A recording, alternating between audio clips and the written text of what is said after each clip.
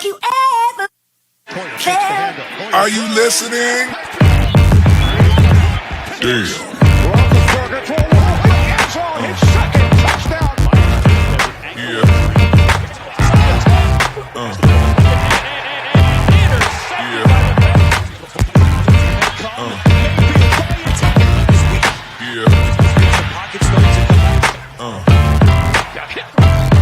And the ball is loose.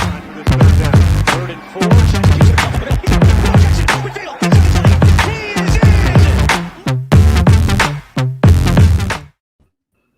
Hey everybody, welcome to the AFC North Talk. I'm your host Ace Boogie, joined by my co-host Tony. What's going on, bro? Ace, I'm happy this week. The Steelers did something. We have something to talk about with the Steelers this week. They re-signed Juju, and then today the curious cutting of Steven Nelson. We'll have some stuff to talk about for the Steelers today. How about that? Definitely, for sure. My man Quincy Carrier, what's going on? Winning free agency feels good. I know y'all say, oh, look on free agency, the Patriots, they spent the most money. I'm just saying we spent the smartest money, and you know that is. And then my guy Sonny repping the Ravens. What's going on, bro? Off-season champs. Nothing much here in the Ravens flock, I heard that, Tony. A couple of visits here and there, but nothing overly exciting here for the flock. So, but hey, let's get this thing started. Do we still have the chirping noise, or are we not using it this week? Hold on. It takes me a minute. I forgot to bring that up. The Ravens later. You can say You know what's overly exciting? We're going to talk about Manscaped. And if you guys are watching, please be sure to use our promo code at manscaped.com. But what's overly exciting for me is discovering Manscaped, because I'm going to share a personal funny story. So if you guys have girlfriends or if you're married, you probably know about a little thing called shower power. So my wife has this thing called shower power. If you don't know what it is, it helps you in that area, right? And so me as a man, I was kind of worried at times to use her shower power. She's like, hold on, is somebody using my shower power? And I had to secretly use this stuff. Now, thanks to Manscaped and the Lawnmower 3.0, you don't have to use your wife or girlfriend's shower power. This is something for men, something that we can use. And I'll tell you what, they also don't have anything like the deodorizer or those things that they use as well to protect your assets for sure. So please use our code to get 20% off of Manscaped. You're going to get free shipping. You're going to get a nice toolkit that you'll be able to use for your balls. I mean, obviously, this is what we're talking about, balls. But secure those balls just like the Bengals did by trying to sign Riley Rife for Joe Burrow. So please be sure to use that code at checkout. You get 20% off. You get a nice kit. Please be sure to do that. That helps us grow the channel and it helps us out. So if you're looking for a dope way to help us out, definitely hit up manscaped.com. But let's go ahead and get into it. We'll start with the Juju. Hey, Smith. Hold on. Let me see something. Can you hear me? Hold on. You hear? Hold on. Oh, there it is. There, you got it. All right. Is that for the Ravens? That was for the Ravens. That was all that was happening in the castle. Was that the Ravens wide receiver market? Wide receiver. I'm just trying to find out. Plus. It took Sonny as long to find that sound effect as it did for the Ravens to find a wide receiver. Longer. Well, they're still looking for it. Still looking a little bit. So I think one of the biggest storylines, just in terms of the AFC North from last week, was Juju Smith-Schuster. We talked about it. He ended up taking a pay cut to stay in Pittsburgh. But what made it interesting is that the Ravens were in, the Chiefs were in. So, Tony, I guess I'll give you the floor. What were your thoughts on Juju Smith-Schuster returning to the Steelers? Huge news. I was excited. Look, I've been talking about this all offseason. I said on Locked On Steelers, the Stone Cold Lock, he has to come back. I know it seems like a luxury at the position because you look at a room already with Deontay and Chase Claypool and how well he played last year, and even James Washington, comeback player of the year 2 years ago.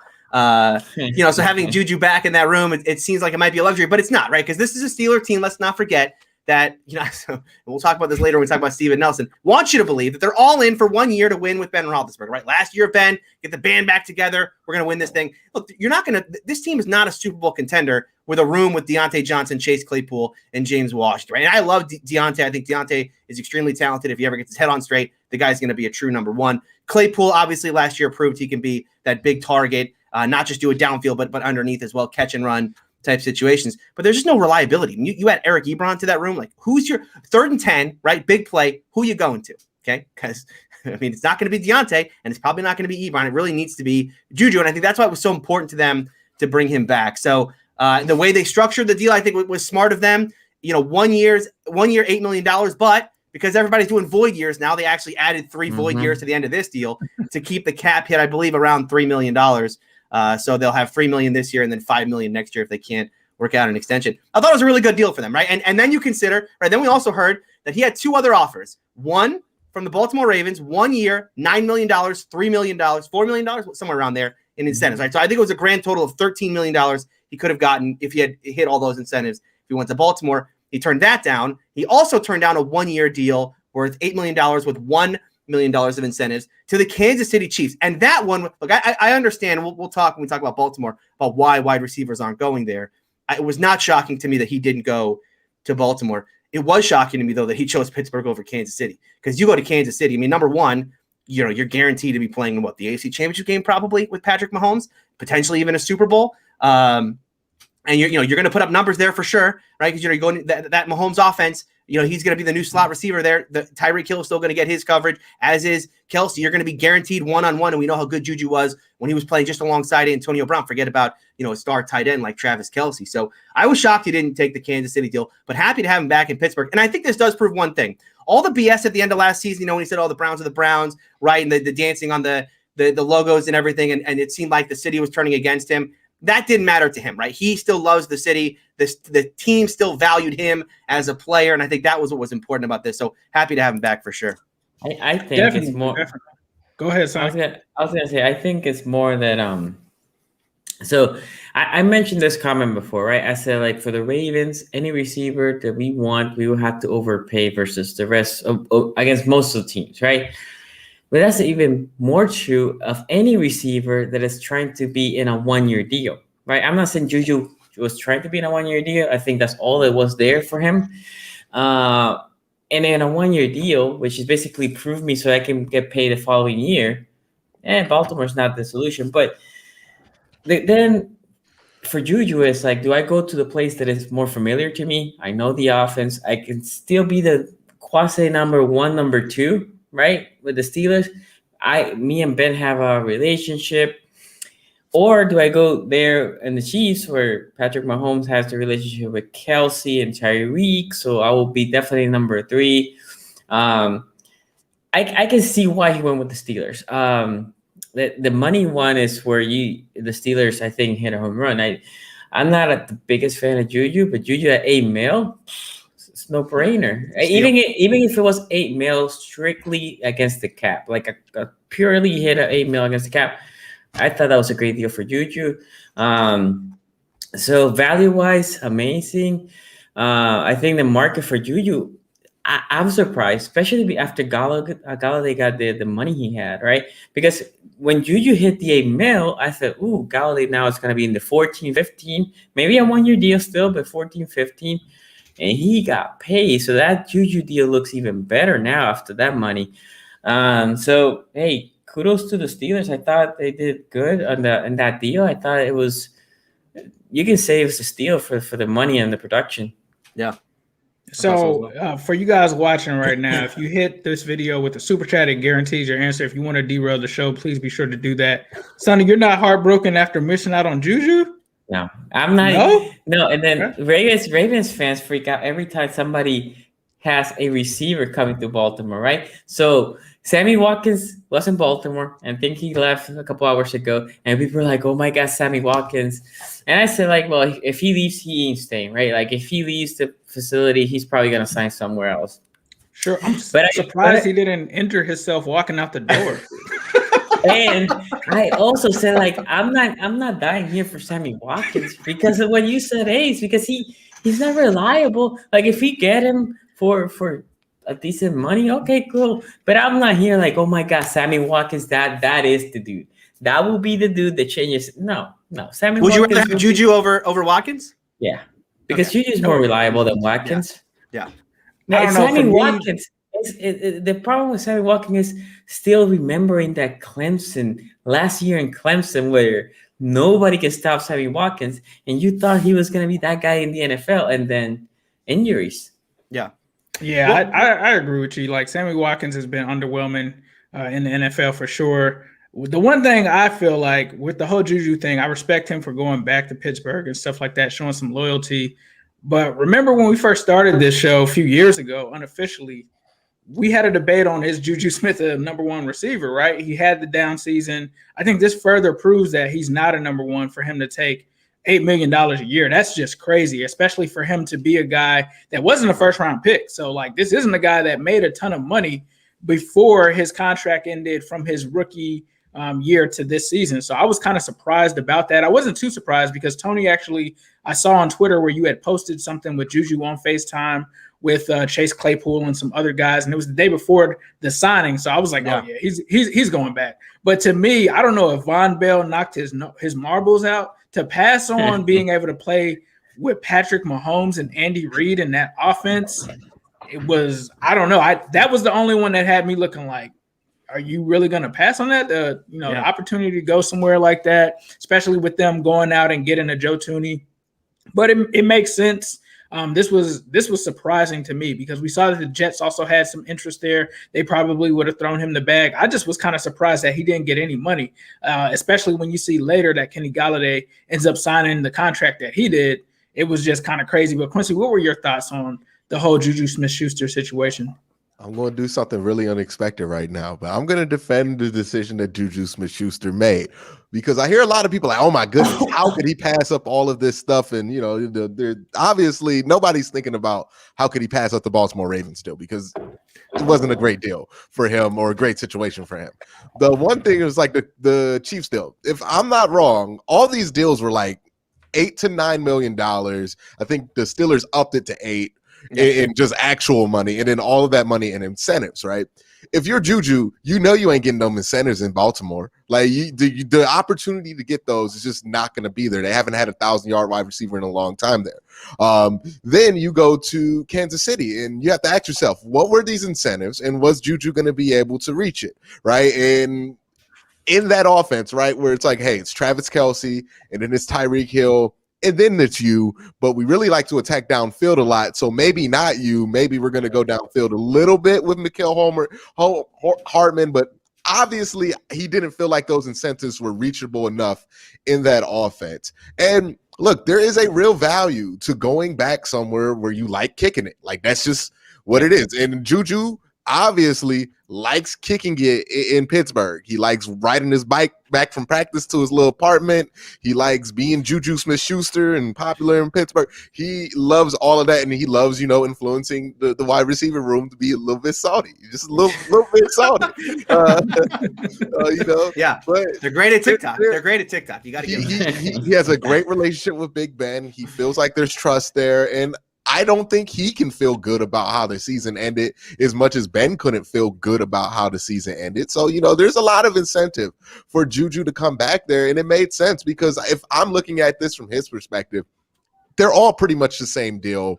Why not just go back to Pittsburgh? I get there's a lot of potential with the Chiefs there, but it's a whole new offense. It's a whole new situation, whole new room of guys, whole new city just to be there on a transitional basis. I'm going to get to this super chat real quick while I'm talking because it's addressed to the Browns. Browns need to try to trade Baker for Watson, right? What? That ain't still a thing? I ain't even touching that. Yeah. I ain't even touching that. Well, I ain't even touching that one. But when it comes to Juju, I think it's a fine decision for him, right? The wide receiver market, you know, if you've been paying attention to the stock market, it just imploded, right? Like that thing imploded, and I knew it was going to implode when we were talking about $23 million for Kenny Golladay. Like, in what world was somebody doing that in a year where there's a good wide receiver draft? So now that the value was at that high, right? When Kenny Golladay is getting $23 million, everybody else is shooting for more money. So then everybody asks for way too much money. Boom, market imploded on the wide receivers, and now you don't know what to do, and you don't know what the cap's going to be, and it looks like the cap's going to go up in a couple of years anyway, so you know what, you might as well just sign somewhere, you know, what you can get in that offense, and then once you're ready to be a free agent again, maybe that's the time to cash in when it's not a free agent period where Kenny Golladay is a super, like Allen Robinson not being really available as far as a free agent goes and having that franchise tag applied to him completely ruined everybody else's money. Because if Allen Robinson does go for $20 million a year like he was projected to go, then Kenny's going to probably get 22. He's going to get more money. Everybody's going to get more money. But the fact that it imploded at the top drove everybody down. Yeah. Godwin getting in the franchise as well. I think, you know, taking him out of the market. And guys, like, understand, like $22 million for Kenny Golladay, the cap went down. Odell's was paid $15 million. It's 18, right? Galladay's 18. Golladay got 18 though. I mean, look, let's not act like Golladay got, you know, was underpaid. I mean, he got his money. I know, like Odell's money was ridiculous when he got it. Well, it was a team-friendly deal, but it was still record-setting when he got that money. And that was $15 million a year. And that was when the cap was higher than it is now. Who is giving Kenny Golladay? Why? Not only that. Giants got that money. Not only that. Giants did that. You know who wasn't giving that? Because they traded the wide receiver. Mike Brown. Think about this. Think about this. This 1 year offer. You think about Odell. When Odell got his money, Odell was a wide receiver one, right? No debate there. Wide receiver one. Anybody think Galladay's a wide receiver one? I think he's a good receiver. Yeah. Dave Gettleman, the GM of the Giants. Wait. I thought he got fired. I legitimately thought Dave got. No, he's still out there. I think he's still there. Yeah. The same dude that traded Odell Beckham. Yeah. And they cut Tyler.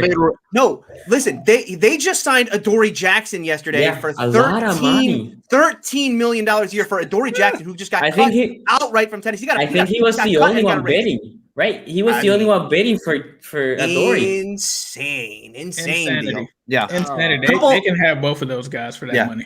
See, Dave Gettleman is spending the last 2 years of his career like, I see Odell. That's somebody who is living in his regrets, because that is somebody whose every move he makes is to prove that the last one was not a bad move, right? Yeah, I agree. Whatever with he's I don't know how he has a job. Well, whatever he's about to do with his quarterback is going to be all about, see, I wasn't wrong about Daniel Jones. You know what I mean? Like, or just like trying to prove that it wasn't that bad of a decision. And then he's doing this Kenny Golladay thing to be like, well, y'all shut up about Odell. Kenny Golladay tonight. And Kenny Golladay, by the way, played like 6 games last year. I mean, this guy was hurt all of last year. So the other thing is the agent for him did a fantastic job, right? He was over there in New York, and then stuff started leaking, like, oh, Baltimore are calling him, and and the Bengals are interested. Bengals are interested, and then I'm assuming New York were like freaking out because like Baltimore probably checked on Golladay, and Golladay said like, hey, I'm looking for 18. As soon as they hear anything over 12, they're like, God bless you, hope you get your money. Baltimore was not getting none of that money to him. Yeah. But the agent did brilliantly, because somebody over there in New York bid it, right? They were like, holy crap, we have to pay him. For sure. The agent did a great job. Trying to be good? Like, are the Giants trying to be good? Like, who's their quarterback? What's their plan right now? Is this still Daniel Jones?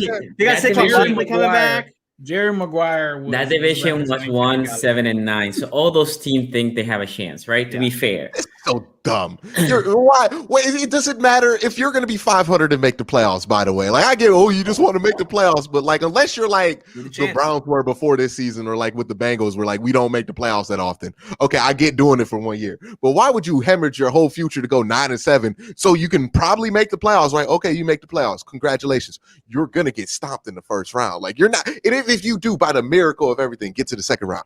You ain't going past that. What is the point? What is the plan? Danny Dimes, bro. Danny Dimes is just that guy.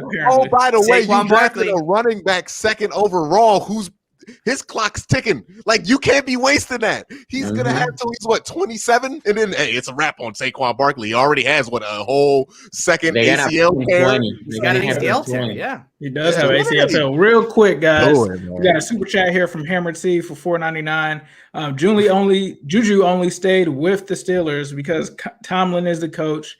The only coach that will let him TikTok, apparently. There was another one too. There was another one too. That was £4.99, by the way. Shout out to UK.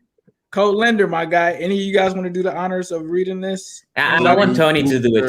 Tony. What? $1.99 from Mr. Code Lender here. I like Boo Boo Smith-Schuster best. I like Doo Poopster. Doo Poopster. I thought Boo Boo. That's Boo Brown. Boo Boo Smith-Schuster. Yeah, Boo Boo Smith-Schuster is what Antonio Brown called him. That's what Antonio Brown called him. Yeah, that was my favorite one. That one was actually clever. Like, of all the things that Antonio Brown did after he left the Steelers, I respected him for that one. That was a funny nickname. I do have a couple more things here on Juju real quick, because we talk about Juju going back to the Steelers to a system that he knows. Remember, the Steelers are changing offensive coordinators this year. So, you have Matt Canada coming in. Again, I understand that the concepts will be similar, but it's not the same system, right? Wait, before you keep going, I don't think Canada is going to really transform the system. When Big Ben is in his last year, he has to learn a new system. We'll see. Well, why fire Fichtner then? Why fire Fichtner when if you're going to bring Ben back? You had to fire somebody at the land here. You say he's a fall guy. Like Fichtner's the fall guy. All right, you know what? Maybe Fichtner's not the fall guy. I think Canada is going to come in and make some adjustments. Obviously, it won't be as big when Ben leaves. The system will change more because Ben doesn't like to do play action and that kind of thing. But I think the system will be a little different. Second thing here, season 1-6, you got to fire somebody at the end. Lose to the Browns twice at home for the first time in 25 years. Somebody has to go when the offense. Yeah, but the offense was the problem. I mean, it's like they fired the right guy, but by the way, we don't actually want to change it. Like, no, they're going to change the system. This is like when people were giving Adam Gase credit for the offensive coordinator job he did with Peyton Manning. That is Ben Roethlisberger. That system going to look that's the problem. Right. Well, we will agree that Fichtner and Ben were too close. That's why Canada's coming in to change that. The second part of this, keeping on the Ben topic though, right? Because again, Juju chooses to play with Ben over Mahomes, right? We talk about a guy. Juju's coming back. You're right. Juju's coming back for 1 year. He's got to put up numbers this year if he wants to get paid in 2022. He's got to put up numbers this year. Look, he played with Ben those last 6 games. When we watched Ben play terribly bad for the last 6 games, Juju had a front row seat for that, and he chose to come back and play with that same Ben Roethlisberger rather than go play with Mahomes. I do think that says something. I mean, maybe it just says Juju's crazy, but I also heard Matthew Judon this week talk about Ben Roethlisberger and what the problems for Ben was at the end of last season. He talked about, look, Ben's arm is not shot, but Ben just doesn't want to throw deep anymore. If he ever does try to throw deep, maybe he can open something up again. So I do think there's something to that, right? The idea we talk about, just like Ben is just shot, he's just done as a quarterback. If Canada can unlock something here, and if Juju talked to Canada and thinks this offense is going to be different, then he can come back. But I don't understand why he chooses to come back to this offense rather than just go play with the Chiefs, where it's a guarantee he's going to put up numbers. I can see it though. I think what Quincy said is what I was trying to allude, but Quincy put it better. It's just familiarity. It's only 1 year deal, meaning at worst next year you can be similar to what he has been, right? He's very consistent throughout his career. With KC, there's a chance that he can be better. There's a chance he can be worse. He doesn't want to be worse going to trying to get another payday, right? So but what if Ben is just terrible? Like, what if Ben is the same as he was those last 6 games? Not putting up numbers in that system. You know what I mean? You can say I was playing with a quarterback in the horn. That's not going to get you paid, though. I mean, again, if he wants to get paid in 2022 and Ben sucks, hold on. If he has 500 yards though with a bad quarterback, apparently because everybody loves Allen Robinson, he's going to be paid, right? Allen Robinson not put up 500 yards. No. I'm saying if Juju. Let's say Juju. How you swung this Allen Robinson slander is, first of all, very impressive. He's sneaking in. He tries to just First off, let's not act like this math is not true. The worse Ben Roethlisberger is, the more targets Juju's gonna get, right? Because if it is true that Ben shot, Juju's getting all them underneath targets. All drags, And look, if Ben's back and if Ben's good again, you could just send Juju downfield more. He'll be able to take advantage of these things. But since it's a new offense, Matt Canada go lay it down to Ben Roethlisberger because somebody's ever done that to Ben Roethlisberger in Pittsburgh in his life. No, Todd Haley legitimately did. That's why they hate Todd Haley. I found out I found out why Quincy Oh, hates Allen he did, Robinson. I found out why Quincy hates Allen Robinson. He has the same Madden rating as Odell Beckham Jr. That's what it is. That's what it is. That. Okay, That's what it is. Okay. Super chat I will here take from Allen my man. Robinson. Super chat here from my man King Apugo. I hope I'm saying that right, bro. For $1.99, we appreciate that. He says EDC looking funny in the light. Hashtag get Lamar some help. We got another one here from Misfit Culture. What's going on, my bro?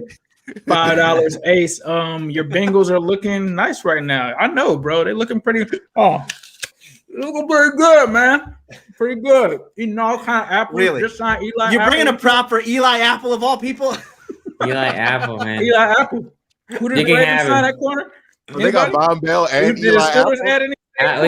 We don't need no more corner. No, we're actually it's addition by subtraction here in Pittsburgh. At corner. Let me say something. For King Apugo, I think it was for the Ravens, bringing Lamar some help.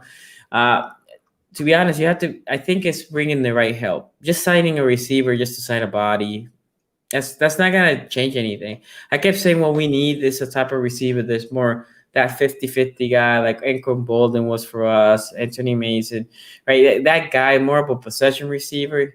You don't need another stretch guy or another speedy guy. You need somebody that Lamar said, like, you're still covered, but you're gonna make that catch, right? Lamar can throw it high. We don't have nobody that can high point that ball. We had nobody. That's the receiver we need. Okay, all right.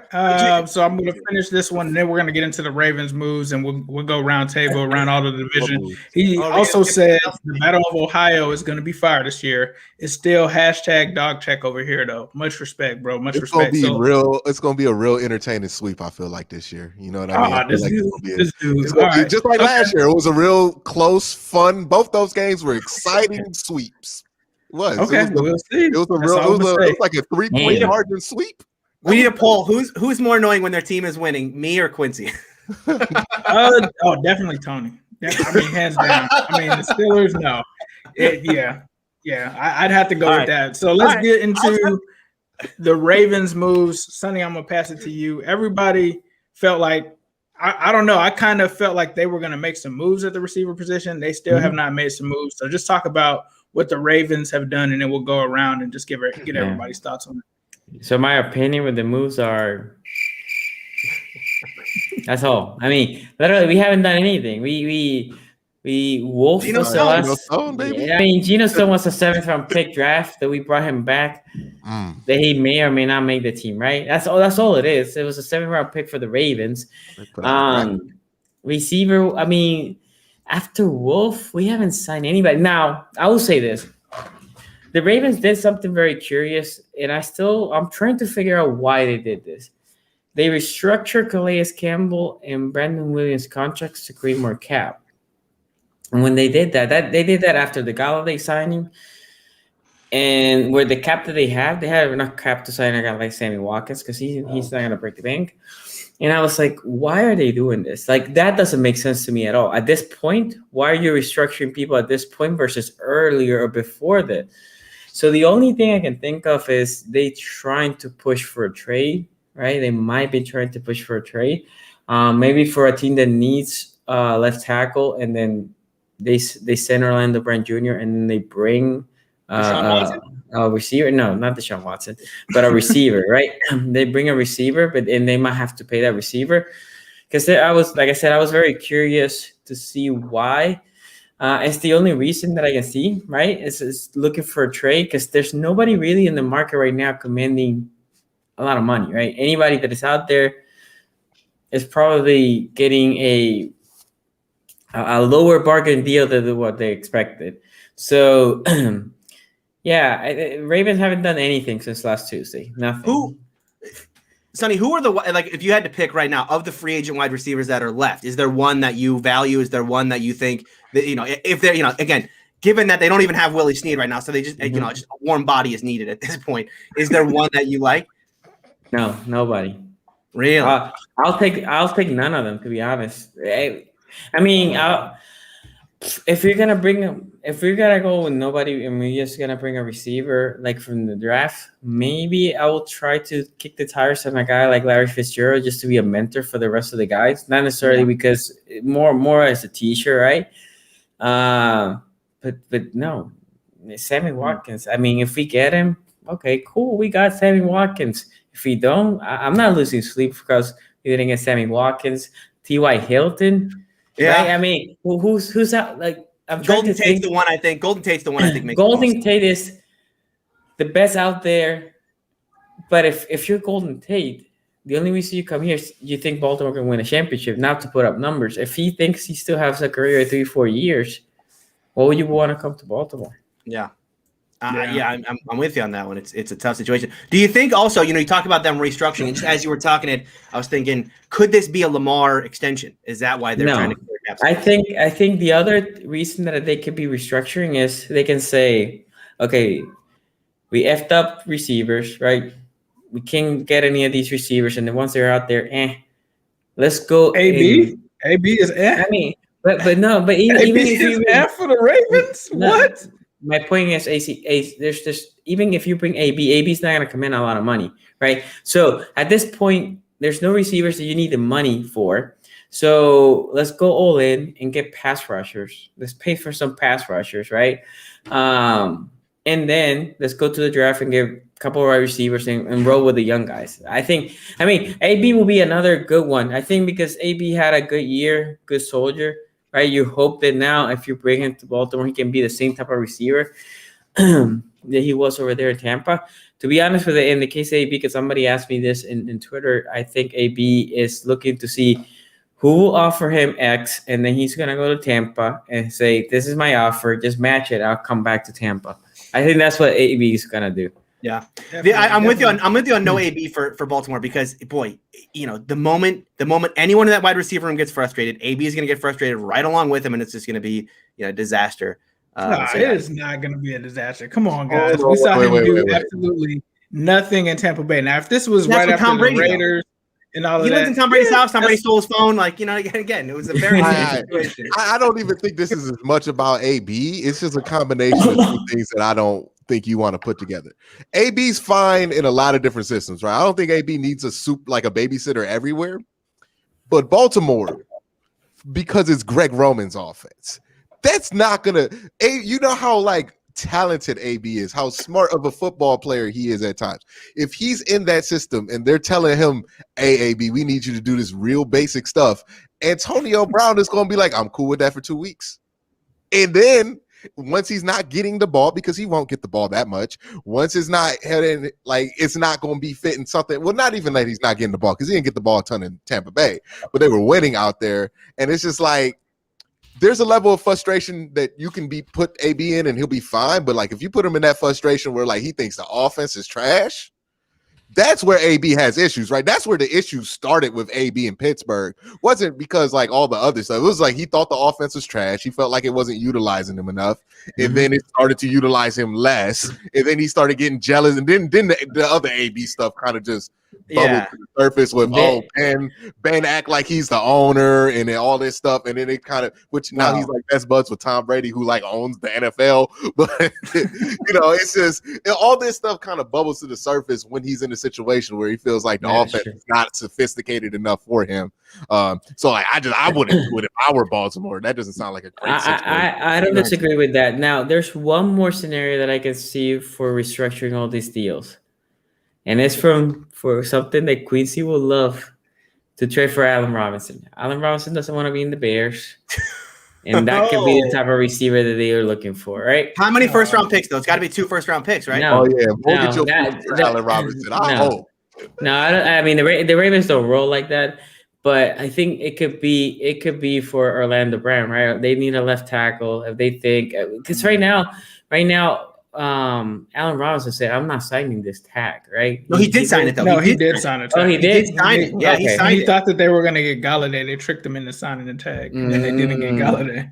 Okay. Yeah, it was crazy. 1 week he's like, "I'm not signing this," and the next week, but that could be a potential one. But I think a more reality is probably going to be try to push for more pass rushers and then go to the draft basically with one glaring hole on wide receiver, right? And the rest is just the other positions are pretty it could be edge too, right? It could be edge. Edge could be a position that they're going to address. I think there's still some big names. Right, that's what I mean. Yeah.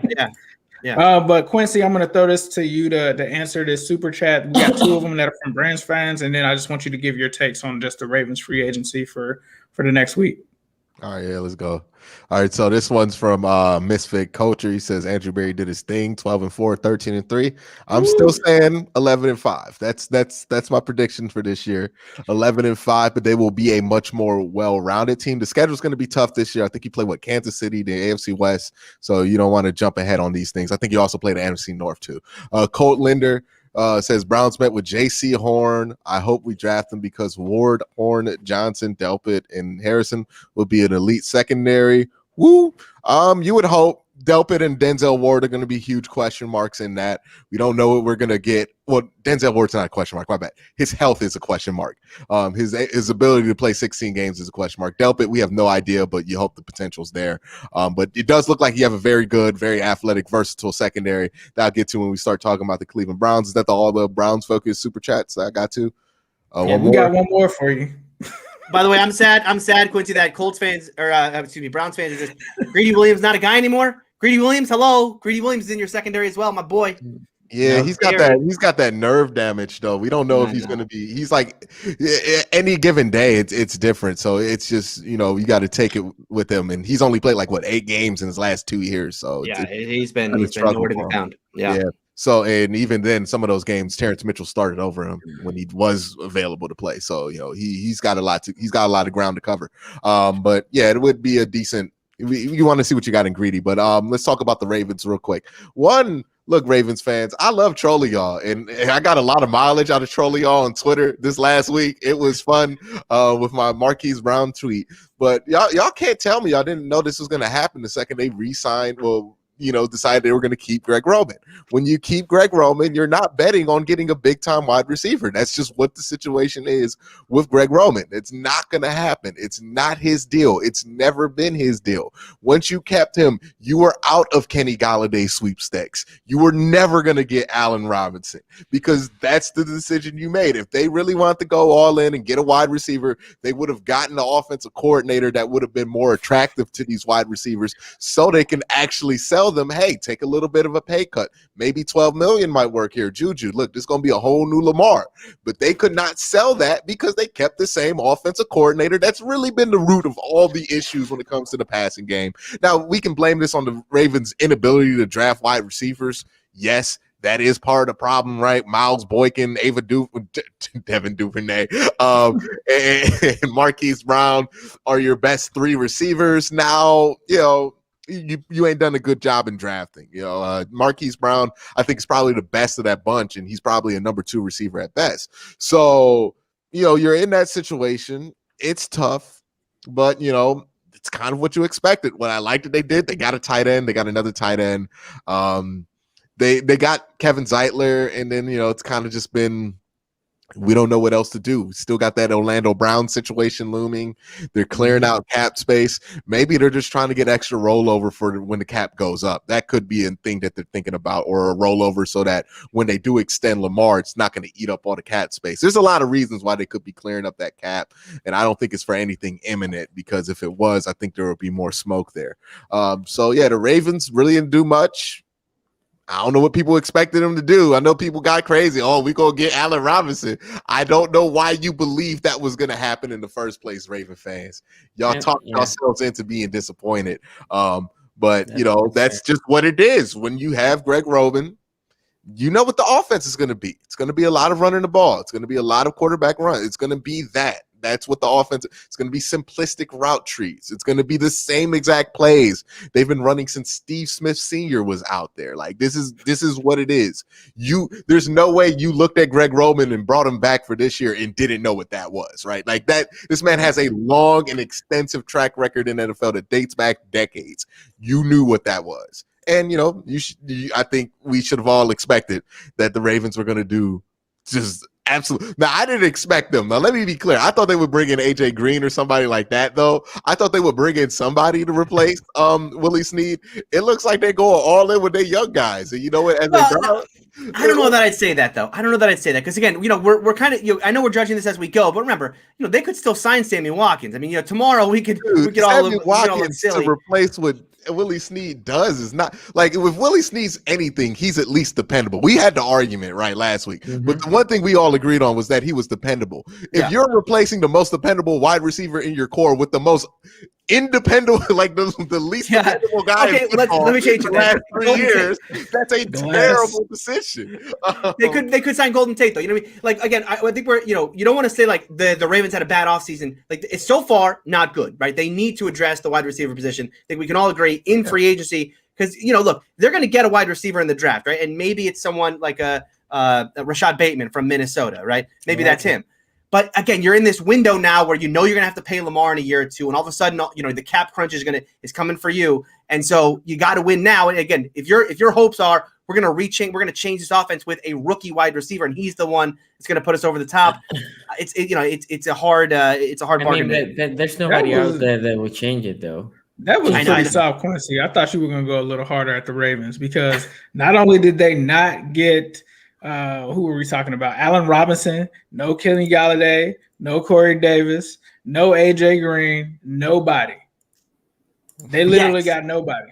So like everybody was killing the Bengals last week. Oh, they got to get a lineman.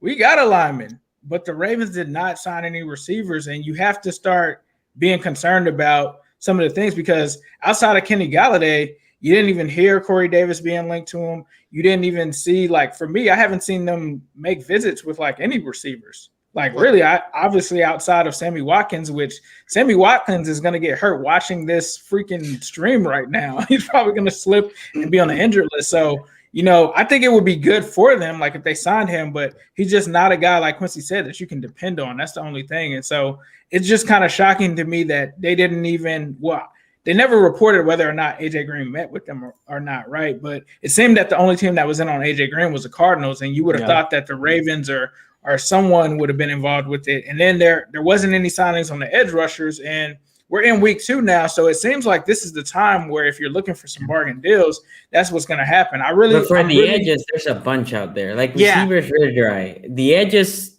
there's a lot of them right now. Yeah, and I think the other thing to talk about, when we talk about the Steelers and Ravens, they approach the offseason in a similar way, right, where it's everything's value, and they like to wait. It could be the case that Baltimore is going to wait till after the compensatory period ends to where they can sign someone that doesn't count against the compensatory thing so that Bengals know a lot about that. That sounds like the Mike Brown approach. Right. Oh, yeah, Ravens do that all the time. Right. So, the Steelers the Steelers haven't signed anyone yet. Well, actually, no, I think Joe Haig counted against a 7th-round pick that they had. But I think the Steelers, look, the Steelers have $8 million now from cutting Steven Nelson. But I don't know that I'd expect them to use it in the next week or so because they may want to wait and make sure that they don't screw up what is currently, I think, a 3rd from Bud Dupree and a 5th from Mike Hill. But I guess we were talking about the Ravens. So I was going to have you answer as Steelers this year. The Steelers, the Ravens let Judon walk, and they let. I actually had it up right here. Judon, Ngakoue. Okay, they're both LJ Fort. No, Fort they cut though, so Fort doesn't count. Yeah, Fort. Man, I really have to see what this plan is going to be like. Even if you're going to get rookies as far as receivers, which this is a great draft to do it in, don't get me wrong there, but that's putting a lot on some rookie shoulders to come in, whether that's going to be on the offensive line too, because that's the other thing that's going to happen, right? You're also going to lose a right tackle with a Ravens line that had some issues last season. And this is strong. Like, this draft is strong at those 2 positions. Yeah. But to start, rookies, that's I don't know. So hopefully I think we'll see this week. Maybe they'll sign some of those veteran pass rushers or wide receivers. But at this point, I don't think the Ravens are going to sign a receiver. I don't think it's going to be not a big name, right? Not a big name. They got to get someone. Because they can't go in there with all these, like, they have no experience in the wide receiver room like that. There's negligence, and then there's just like gross like that. I don't think the Ravens are going to be that negligent. This is like the Bengals with offensive linemen. It's just like they know that it's bad, but they're not gonna rush to fix the issue. Well, they are. No. I mean, I wouldn't say that it's not like the Ravens aren't trying. I mean, they tried on Juju, they tried on Galladay, they're trying on Sammy Watkins. That is true. Juju, I forgot about they are trying, right? It's just they're in a tough situation where receivers don't want to go there. I mean, this is what we talked about. This is the big problem there is they want to get have to overpay. Juju would have been perfect. I honestly like still available. Need Juju. That's still This Brian's talking too much to come to Baltimore. So let's go ahead and get into the next team. I don't know, Tony, do we want to talk about the Steelers? About Steven Nelson, maybe? We can do Steven Nelson real quick. Because this one, again, this just happened. So I want to see kind of more reporting on this because we heard this. The interesting news about this is it came out at the exact same time as it was announced that Juju was going to re-sign for $8 million. Yep. And so you thought to yourself, okay, they're going to trade Steven Nelson, which will save them around $8 million. They're going to sign Juju for $8 million. Well, the math checks out, right? They need the cap from one to pay for the other. But then they signed Juju to this deal that had the void years on it, and they only signed him for $3 million. So it doesn't seem to me, in fact, it is not the case that they need this cap space right now because they still have the Tua deal they can restructure. There are other ways they can clear cap space. But so that it came out that they were gonna offer, or they told Nelson, go find a trade or we're gonna cut you. And now here we are today after Nelson said, hey, I don't want to be held hostage here, right? You made your decision, let me go, or let me walk, basically whatever he said. And they did. I mean, they just cut him outright, which is crazy because this is a football team, right? Again, the Steelers, I don't know what's happening. Isn't Nelson the best corner of your team? Well, last year Hayden was the better, but the year before Nelson was the better of the two. I mean, I'm saying statistically speaking, right? I'm not again, your mileage may vary there, but regardless, the Steelers are in this spot right now where they want us fans to believe.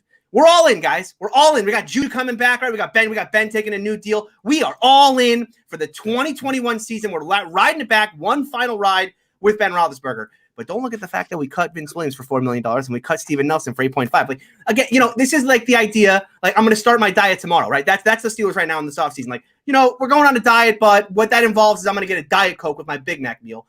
What is the all in that this team is doing, right? Again, all in means we're pushing money to 2022 with Ben Roethlisberger's deal. We're pushing money to 2022 with Juju's deal. We're pushing money to 2022 with Cam Sutton's deal.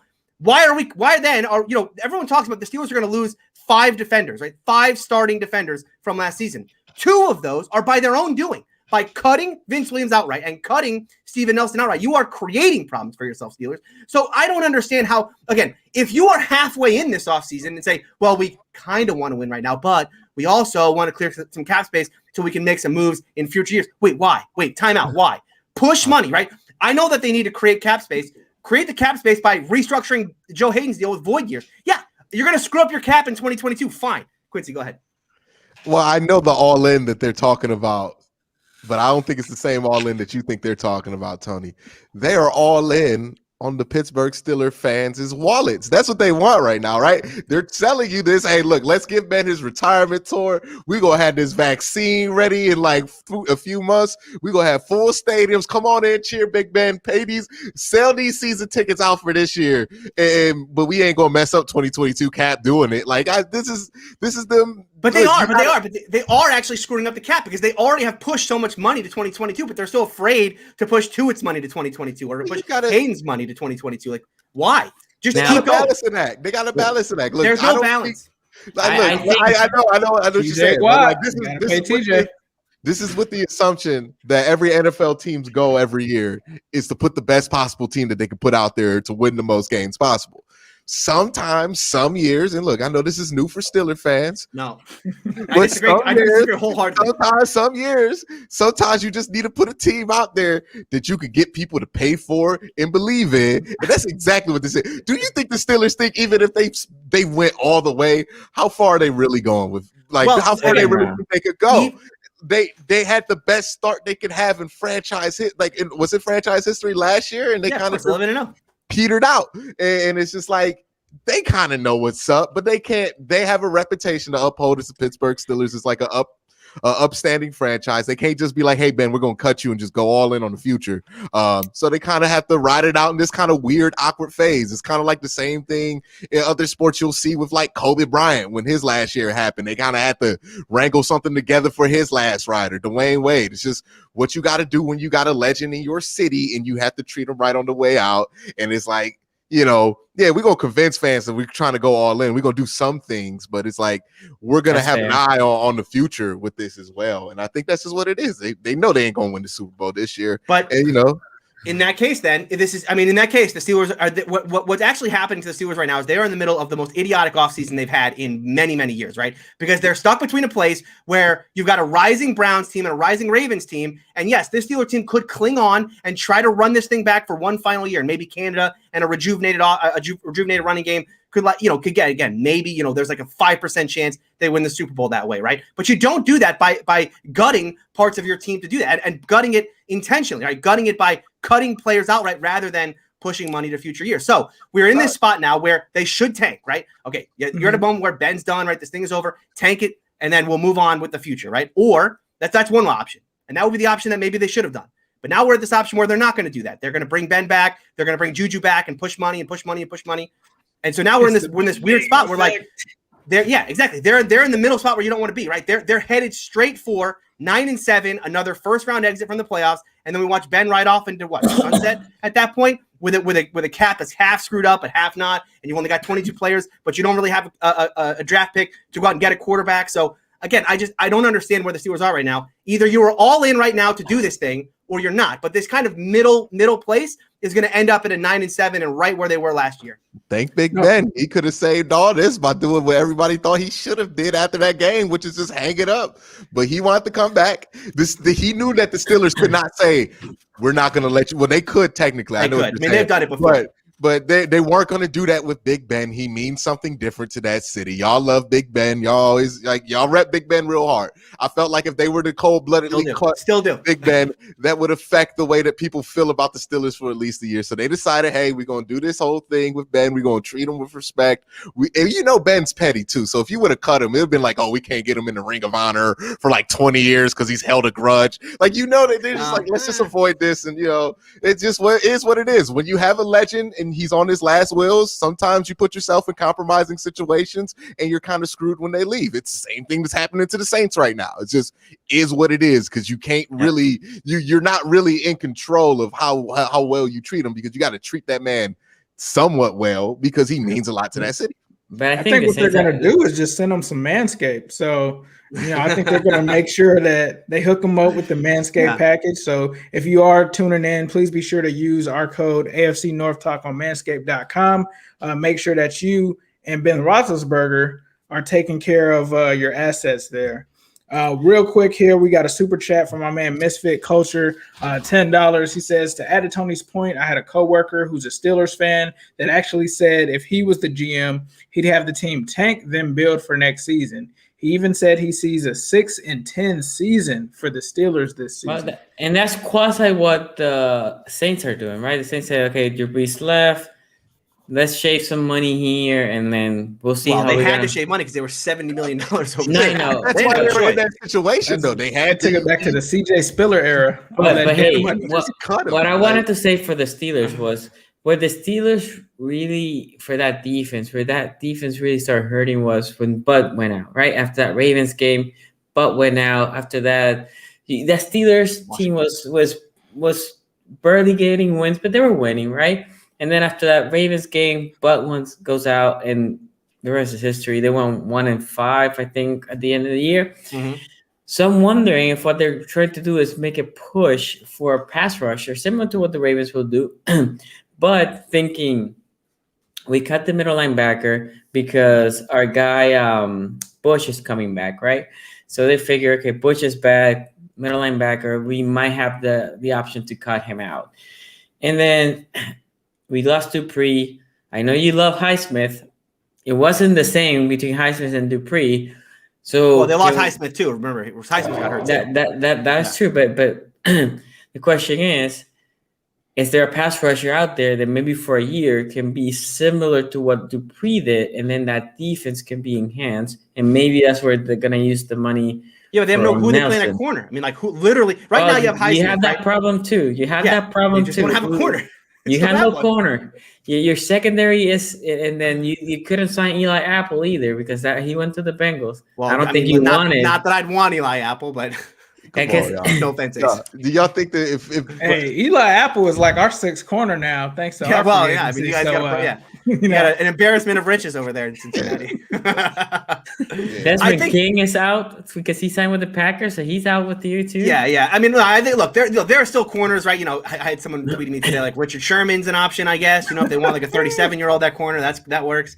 The other idea here is it is, look, this came down to, by all reports, it came down to the idea that they either were going to cut Hayden or they were going to cut Nelson. Now, I understand, part of this is locker room culture and understanding who the leaders are, right, and what morale happens if you cut certain players. And so that probably had to play into this. But Steven Nelson is, I believe, 28 years old, and Joe Hayden is 32, okay? Joe Hayden is coming off a very good year. But, Joe Hayden can fall off at literally any moment now. I mean, again, we are just projecting, he'll be the same player. Are we sure? I mean, yeah, exactly. Just like Ben at the end of last season. So, I don't know. This was a strange move. Outright cutting him, right? Because again, the idea has been, I've heard this said. In fact, I thought it right when it happened, which was maybe they went with him for a restructure. They said, hey, let's give you an extension. We'll give you, some more money. And he said, yeah, okay, I want more money. I want like $15, $16 million a year. And the Steelers said, whoa, no. How about like 11 or 12? They couldn't work out a deal, right? Okay, in that case, maybe you could try to trade him because you can get something back for him now. And then, next year's compensatory pick might get taken up when you use cap space, blah, blah, blah, right?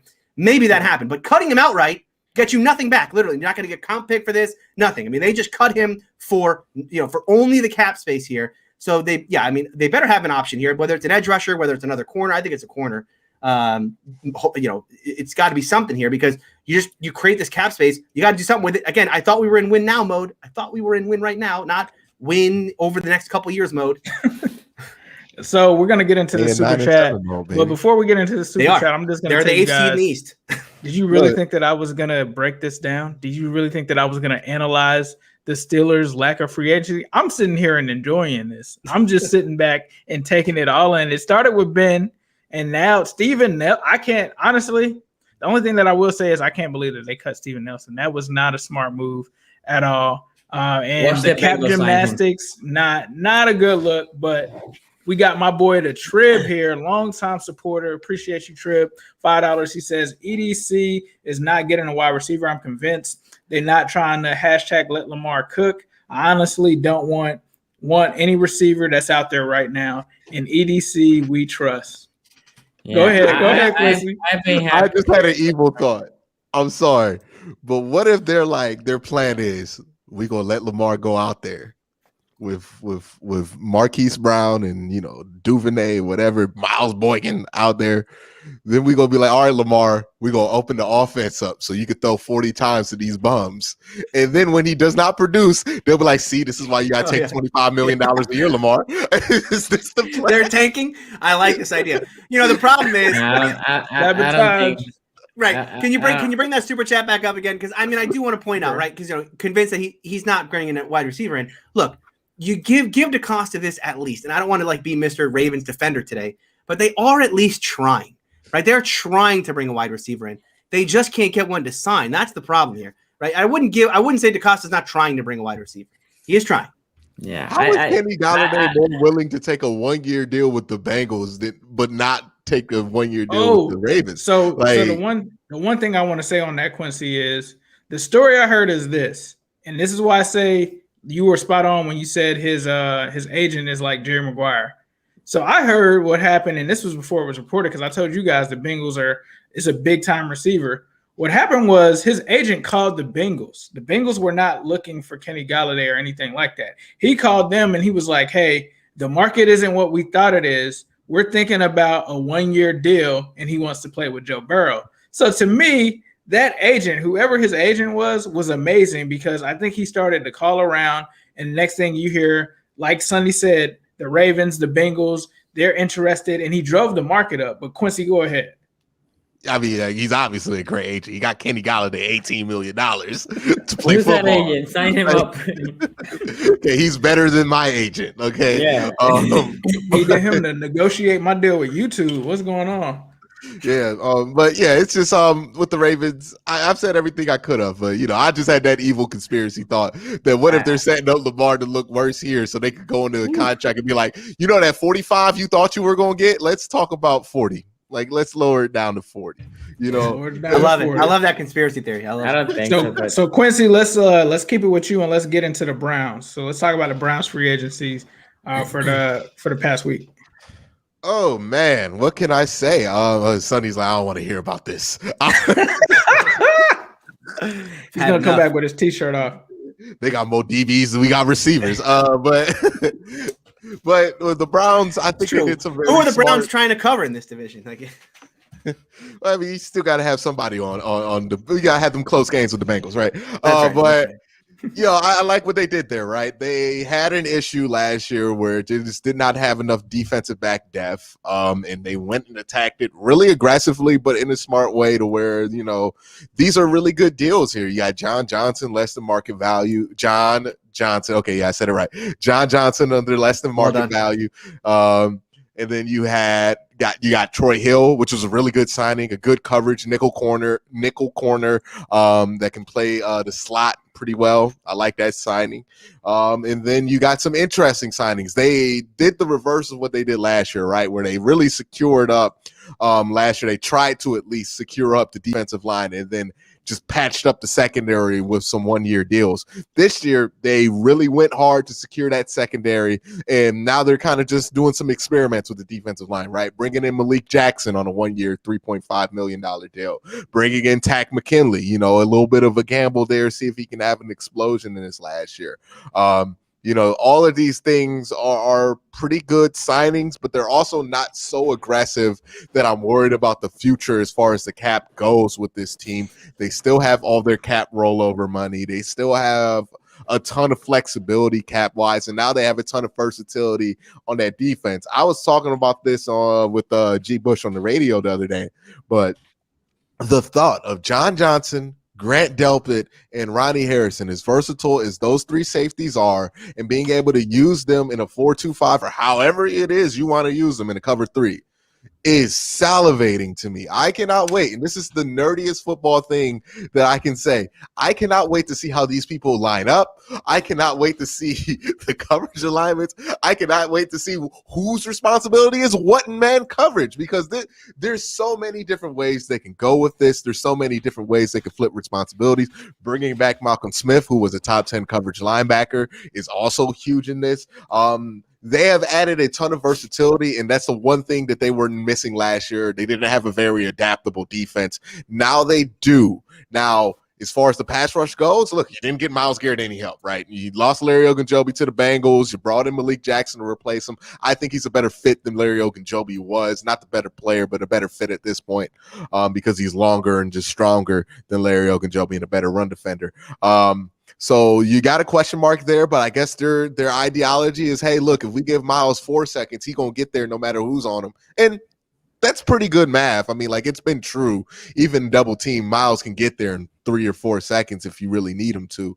I just worry about the longevity of that, right? The wear and tear that takes on Myles and how that tires him out towards the end of every season, right? Myles has done this 2-3 years in a row where he starts off the first 10 games with 10 sacks, and then he tires out for the rest of the seasons because he has no help. It's all on him, and he can't take no breaks. And I don't see that changing this year with anything that they can do going forward. They can bring in Jadeveon. That would definitely change things. Justin Houston, more the same. Carlos Dunlap, more the same. But they need to do something there still. Because I don't like this draft when it comes to pass rushers, but everything else, as far as how they addressed it, I like what they did. I really like the Malik Jackson sign. I think that's going to be an interesting one going forward. Yeah, definitely. Before I get my thoughts, I'm going to go into a couple of super chats here. Got a super chat from my man Sherlock. He says, Todd France, who is Kenny Dalladay's agent, by the way, is doing what he wants with the NFC East. First, Dak got his deal, and now Galladay got paid $18 a year to get the ball from Danny Todd France, I need his number because he got Dak $72 million on the dot. He signed the contract in a direct deposit. You talk about dump the money truck. Literally, how do you do a transfer of that size? $72 million. Does it all happen in one part? I got questions for Dak Prescott because that is an insane amount of money. And look, he ain't got no state taxes there too, so that's no state taxes. Yeah, I'm sure. 55, 60 at the oh man. So another one here from my man the Trib. I'd prefer us to try to field the best defense in the league and just leave the offense talent as it is. Spend $140 million on D. It'll make me feel better. So he's using that 2000s Ravens approach there. Misfit culture for $5. Right. Sonny literally just pulled an "I I'm out of here." He's referencing when Sony walked I off the needed set. some water. I needed Yeah, some it's a water. long podcast. Long Sonny's podcast. like, look, bro, These are going we longer don't and longer. have. We're gonna be doing 2 hours soon. Sonny was like, look, bro, we don't have wide receivers to begin with. They signed 3 DBs to cover who? Yeah. To cover who? Cover we who, gonna double exactly. team Marquise Brown for fun? Like, really? That's what I we will doing? say this. I will say this. The Browns have had the more methodical offseason of you can probably say currently of the whole NFL. Very targeted, very deliberately. They because the Browns didn't have that many holes, right? And they went and they found safety that I think fits them, and then the corner also that I think fixed him well. Malik, in the case of Malik's is an up and down player, but I will say the same thing that I say about Juju. For the price that they got him, right? Pat McCanley, he is an addition, right? That may or may not pay it out, but again, they didn't pay anything.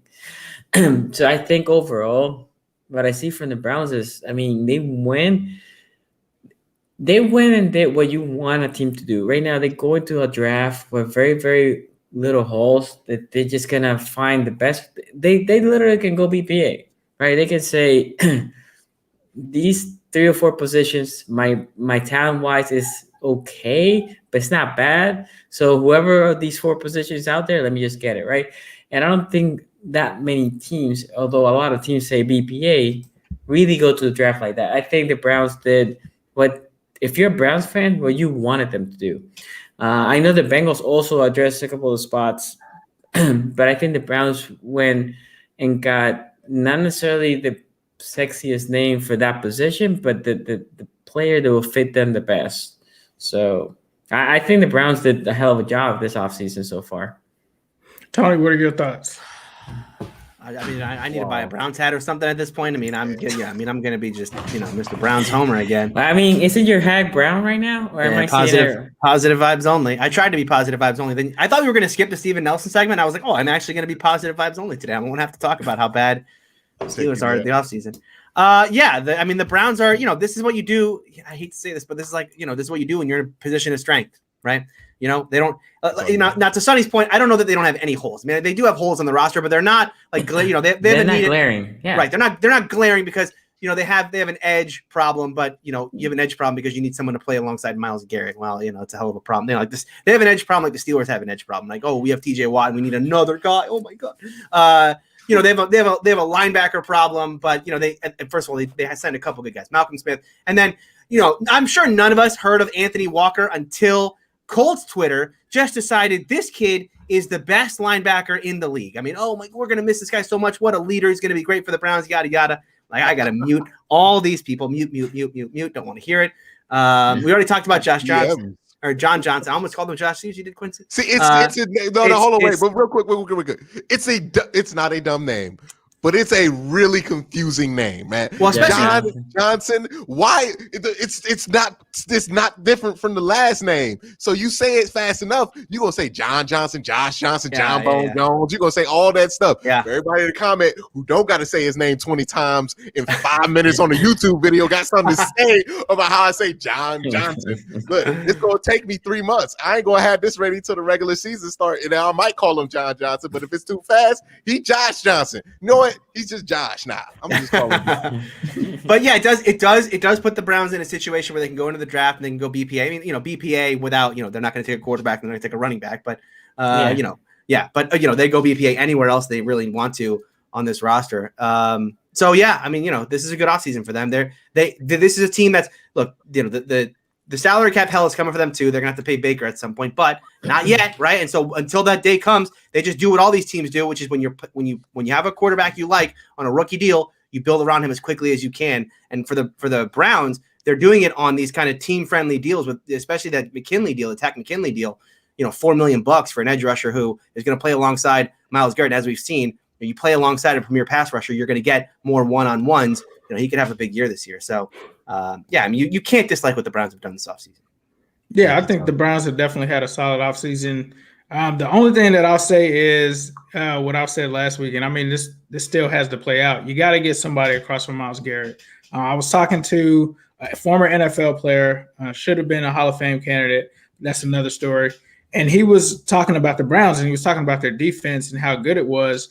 And he said that the key to the Browns is put enough points so that you can just unleash Myles Garrett so that he's not tired. But he was like, they got to get someone across from him, because if you get someone across from him, that's going to help him out even more. And that's the only thing that I'm looking for them to do. Takk McKinley has potential. I'm not going to lie. He has potential, but I don't know if you can depend on him similar to Sammy Watkins when it comes to his health, right? So I think if they go out and they get a Carlos Dunlap or another veteran on a deal like I'm pretty sure that they can do with some of these guys that are out there, I think that would be great. I think the safety signing was perfect for them. I think the Malik Jackson signing was an A+ signing. It was a steal, getting someone in those trenches. They also have Andrew Billings coming back next season. So they're going to be really good on that defensive line in terms of the tackle and Myles Garrett. I still wonder who's going to fit in as that role across from Myles Garrett, which they can get a guy in the draft, which I'm with Quincy, because obviously we needed an edge rusher too. And I don't like this draft class. Like, that guy to me isn't in this draft class. And so I look to see them do something probably next week or before the draft with one of those premium edge rushers to bring in. But they're having a tremendous offseason as well for me as my Bengals. So we'll go ahead and transition into the Bengals. So when we last left this show, we talked about Trey Henderson in the two corners. And then, we decided, hey, we're going to go after Larry Ogunjobi, which I like, athletic defensive tackle, which it looks like we're not going to play him as a nose tackle. It looks like he's going to play the 3 technique, which was a horrible position for us last year. It was a complete nightmare because we had injuries all day. Josh Tupou opted out for the season. You're talking about injuries happening left and right with Mike Daniels. Geno Atkins was playing with one arm last year. It got pretty ugly because we were signing like bums off of the street to literally play D tackle last year. So Larry Ogunjobi, I like the deal. It was kind of expensive, but it was a 1-year prove-it deal. So I'm good with it. This is a guy that's young. And the theme of Bengals free agency has been sign younger guys, get younger, right? And so I'm not mad at that. We needed some help in the trenches. And then they go out and they get, which I think is our best pickup of the offseason, Riley Reiff, tackle from the Minnesota Vikings. One of the guys, I went and read about him and looked up some situations about him. And essentially, he's just like an average right tackle in the league. They rank him 16th, 17th. He's just a solid guy. He's not Bobby Hart. We cut Bobby Hart. Like, there was a parade essentially for the Bengals by addition, by subtraction. You got rid of Bobby Hart. You got rid of Fat Randy in 1 week. How could you be upset about that? So for Bengals fans, that was great to see. But Riley Reiff, I think, is just going to solidify this line. Apparently, he's playing right tackle. It does make the draft very interesting. They also today re-signed Quentin Spann at the guard position, who was a guy that we picked away from the Bills last year. He's probably going to play left guard. So they're putting this offensive line together. You're talking about Jonah. You got Riley Reiff over there. So that solidifies that. And the fact that they were able to get this guy for $5.5 million guaranteed, $7.5 million total is ridiculous. But the guys in Minnesota apparently said that they asked Riley Reiff to take a pay cut, a $5 million pay cut last year, and he did. And then they turned around and traded for Ngakoue to give him that money. And then they came back again this season after he had a great season for them, and they were like, we want you to take another $5 million pay cut. And he hit them with the deuces. And apparently he went out to dinner with Joe Burrow and stuff like that, said that he wanted to block for that guy and protect that guy. So it was a 1-year deal. They have the 2 years. It's voidable. The second year is voidable. It's not real. It's pretend. And then they went out here and grabbed Eli Apple, which I'm not mad at. I'm not an Eli Apple fan. So you guys saw me with the Apple and stuff like that. I'm not a huge Eli Apple fan, but I'll tell you what, though. It's better than B.W. Webb. It's better than LaShawn Sims. It's better than any of those guys that we had last year once William Jackson went down. So I imagine that Eli Apple is probably only going to be 4th, 5th corner. I don't even think he's going to start over Darius Phillips. So it's just adding some depth, and why not get a former first-round pick as a depth piece versus a guy like Winston Rose who came from like the Canadian Football League. Like, you're just going to have to get some guys that actually played in the NFL there. So for me, I like what the Bengals are doing. I'm also hearing that they're still not done yet. There's a lot of guys that they're looking into. Trey Turner is a possibility. We'll have to see. They contacted him. They haven't started any negotiations or anything like that, but they are still looking to shore up that guard position, and they could still be in the market at the edge rush position as well, as I heard something about they knew that they were going to have to pay for a premium edge rusher. They knew those guys were going to get paid, and if they sat on their hands, they didn't want to take any chances. And there's a possibility they could be looking at a guy like an Alden Smith or somebody like that on a bargain deal. But I'll go ahead and toss it to Tony for the Bengals free agency for week 2. The Bengals made my favorite free agent move this week. I got to tell you, it's not Riley Reif, who, look, Reif is an interesting prospect because you talk about solidifying the line A's. I know this puts them in line. Maybe they don't have to take Panay or Slater at 5. This puts them in line to take Pitts, but it does keep kind of you didn't solidify it forever, right? You still are probably going to have to dip in this position at some point, maybe in the second round, or maybe in you could do it in the 2022 offseason. The Reif is a fine signing. No, their best signing this week, it wasn't a signing, it was someone they let go. Ryan Finley is out of the division. I don't trade him. How can you trade it? Yes. The Texans gave us a pick for Ryan Finley. You don't understand. Everybody here to lick on the Texans. Yeah. Woo! He's out of the division. My nightmares are over. I no longer have to think about his 23-yard untouched run for a touchdown against my Steelers. Vanilla Vic is gone. I'm loving it. Thank you, Bengals. You made my offseason. You really did. You made my offseason. Sonny, what were your thoughts on the Bengals week 2 free agency? I like what they've been doing. I have been wondering if they're still trying to target Panay and that 5th pick and kick Jonah as a guard. I like Jonah Williams. The question with Jonah coming out of college was he not big enough to be a tackle, which is my question, by the way, with a guy like Slater. I like Slater a lot. But I have similar questions. Yeah, they're shorter guys, right? So if that is the case, I mean, the Bengals are putting because I think Jonah should work. The problem with Jonah right now is the injuries, right? That's the health. Health is the big question. So if you bring Panay, put him in the left tackle, maybe kick Jonah to the guard position. Maybe he stays healthy as a guard more than a tackle. And then you're putting a nice O-line there, because I kept saying to every Bengal fan that was asking, oh, what about what position that was not O-line? I said, why are you not looking to protect Burrow? And I think that the Bengals are doing is just that, right? Let's make sure we can protect Burrow as best as we can with the pieces that are out there in free agency. And, I mean, I think Reif is a fine tackle. But like you said, Ace, is he a fine tackle? Sure. But next to Hart, he's a Michael Jordan of a tackle, right? He is. So that's the big thing. Like is he in the big picture, is he the best tackle? No. Next to Bobby Hart, he is a goat of a tackle. Upgrade. So yeah, elite. He's elite compared to Bobby Hart. Yeah, so that is important. I think what the Bengals are doing is important. It's great. I think it makes sense. I think they're doing the right moves, right? I think the defense still has a lot of holes. The defensive upgrades that they made, I know they got Hendricks, but other than that, I mean, there's waves to make. But I always said the offense needs to be prioritized, especially the O-line, and then build the rest. So yeah, I think the moves are good. What about you, Quincy? Yeah, I like what they've done there. The Bengals love trying to attack that Columbus market. Eli Apple, another one. I remember Eli Apple and Von Bell. Buckeyes. Yeah, I remember when they were supposed to change the world at the safety position and corner position for Ohio State. It was like a big deal when they signed there. Signing day or whatever. So, they stay attacking the Ohio State market, getting that 2014 national championship nostalgia in there. But as far as the signings go, I like what they've done. This is more along the lines of the direction I want to see them in. Last week, I didn't know what the direction was. I couldn't see the full picture. Now it's coming more clear. And look, I think the one thing this does say, right, is that they're out on the Panay sweepstakes. I don't think they're really relying on either him being there at 5 or taking him. I think they like Rashad Slater a lot more. And if you like Rashad Slater, one of the things you can notice when you watch him is that he's a guard. He's more of a guard than he is a tackle, in my opinion. So maybe they're looking to draft him, put him at guard, and see what they could do there. I don't know. Y'all got a center that's good? I don't know.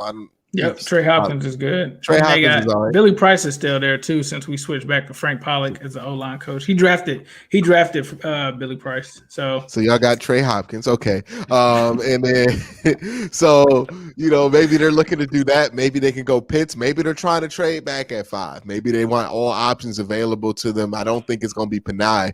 I do think he's going to slide to 5 though, and I think I am going to get my money that I bet with Ace earlier to see. I forget.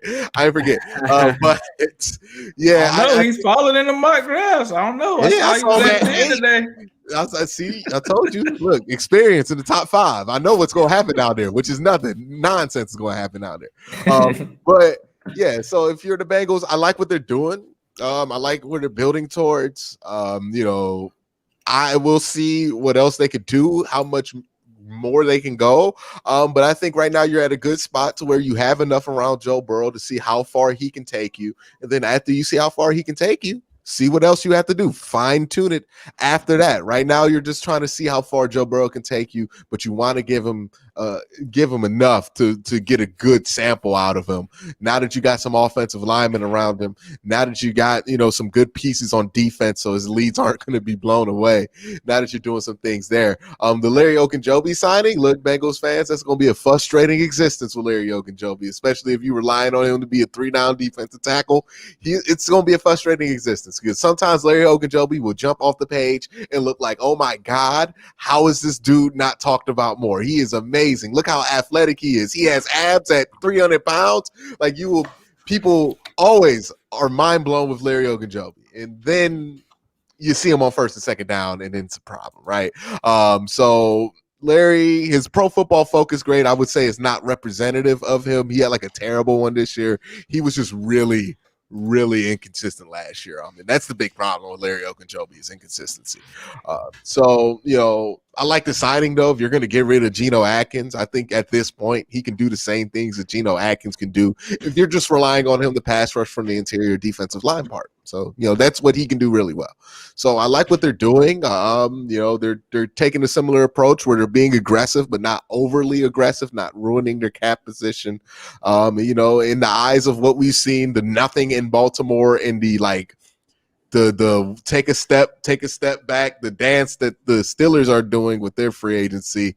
I think how could you not look at the Bengals and think positive things as far as what they're doing? Yes, sir. Apparently, there's some Bengals fans celebrating next door with this music blasting. But that has been the AFC North talk. I hope you guys enjoying the show. Before we get out of there, Quincy, let them know where they can find your stuff. Find me on youtube.com/Quincy Carrier. And look, if somebody else comments that I mispronounced John Johnson, Josh Johnson, whatever the hell the name is, I'm going to choke you. I'm going to fly to your house. Try Cheeto Awuzie. Try that.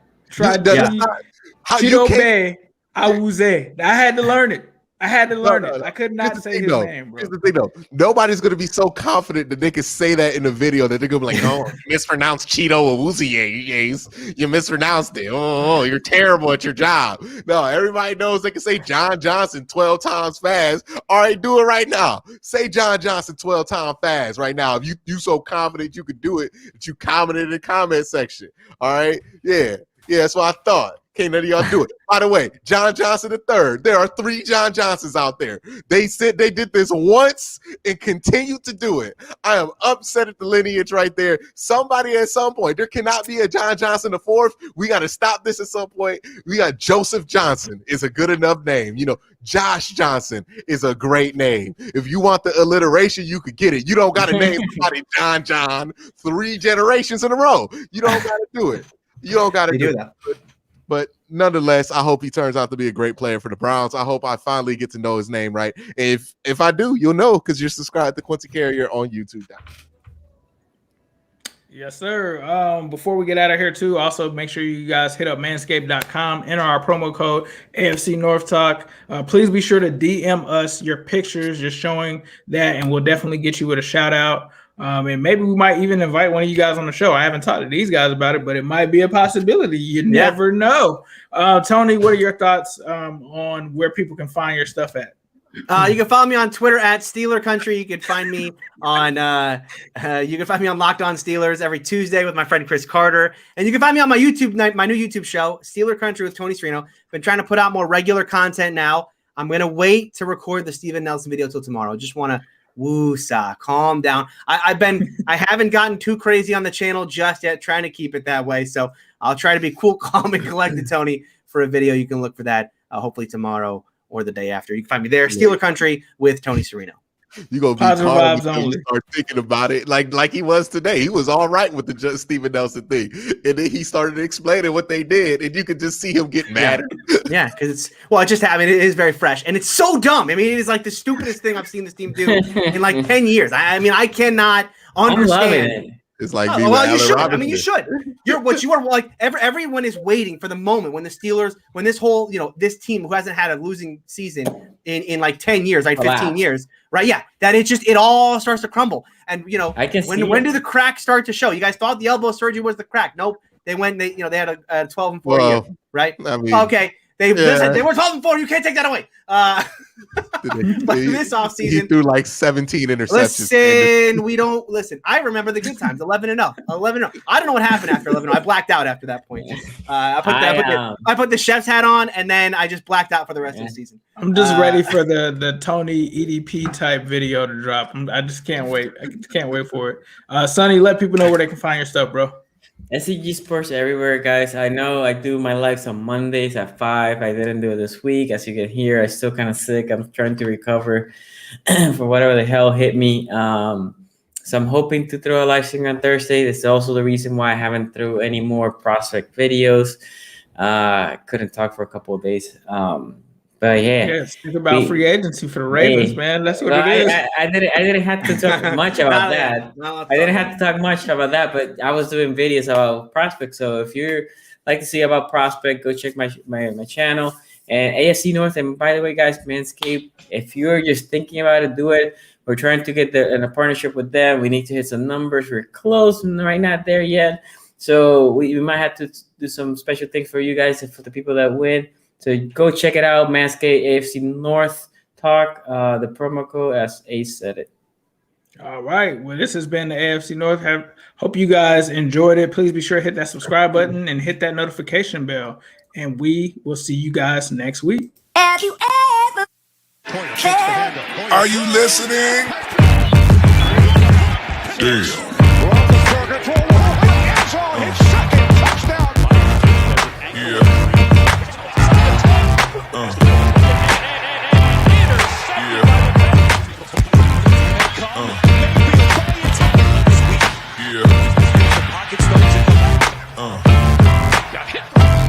And the ball is loose.